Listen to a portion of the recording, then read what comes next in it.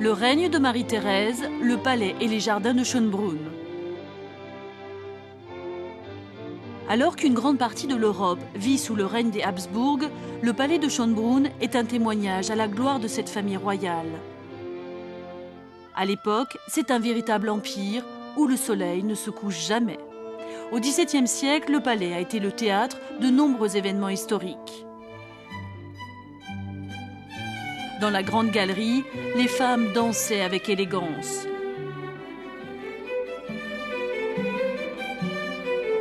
Le congrès de Vienne, qui rassemble les grandes puissances et qui va redessiner une nouvelle carte de l'Europe après les guerres napoléoniennes, s'est tenu ici.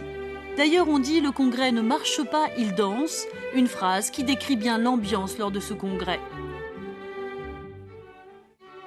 Parmi les Habsbourg qui ont régné, l'impératrice Marie-Thérèse sera la seule femme.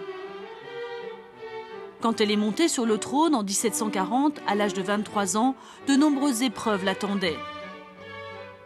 Mais grâce à sa grande force intérieure et à son esprit avisé, elle s'est battue pour se frayer un chemin parmi ses adversaires politiques. Elle a eu 16 enfants et sans cesse elle a travaillé à la stabilité de son empire grâce à des mariages arrangés avec la noblesse des pays voisins. Dans cette petite pièce meublée avec des panneaux orientaux, Marie-Thérèse a tenu des réunions secrètes avec ses conseillers et a rendu des décisions politiques. Il y a une porte dissimulée et un escalier menant à l'appartement de ses plus proches conseillers, une preuve que les tractations politiques en coulisses étaient permanentes. À l'apogée de son règne, Marie-Thérèse a également consacré son énergie à remettre en état le palais. La couleur jaune à l'extérieur s'appelle d'ailleurs le jaune Marie-Thérèse. Les jardins ont été redessinés, les arbres soigneusement alignés de façon symétrique.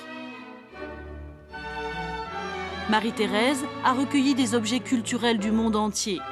Ici, sur le mur, on peut voir une peinture représentant la faune en Inde. Elle a décoré le palais avec ce qu'il y avait de plus beau.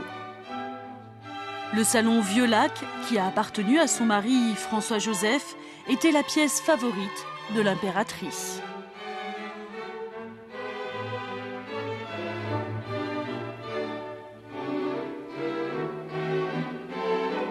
Aujourd'hui, les principaux acteurs ont quitté la scène historique et maintenant que la page est tournée, le palais reste dans un calme solennel.